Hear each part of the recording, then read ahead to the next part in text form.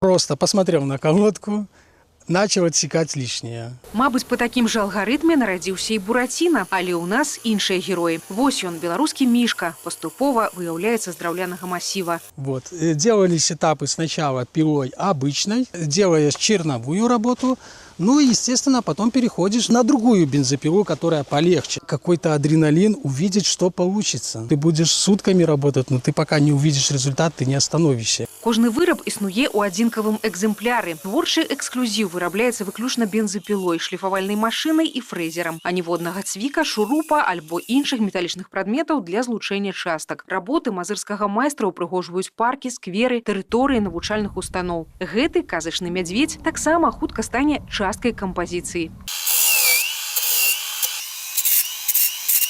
Драўніна заўсёды была распаўсюджаным і даступным прыродным матэрыялам. Здаўна з яе выраблялі бытавыя і сакральныя прадметы, ад амулетаў да разьбяных стаўняў. Крыху крэатыву і замест дошкі ці пня ва ўмелых руках майстра нараджаюцца сапраўдныя шэдэўры. Дэкаратыўны посуд, садовая мэбля, малыя архітэктурныя формы. Напрыклад, гэтыя кампазіцыі ўпрыгожваюць тэрыторыю крынічанскага лясніцтва, каб мастацтва жыло ў стагоддзях. Навыкі, як і раней, перадаюцца да моладзі. Як вытрымліваць баланс паміж традыцыяй і сучаснасцю? Адказ на гэтае пытанне Александр Зянько знайшоў не адразу, толькі праз гады творчасці. А пра тое, удаўся твор ці не, падказвае майстэрскае сэрца. Як правіла, на душы радасці задавальнення. У іншым выпадку праца працягнецца да больш дасканалага варыянту.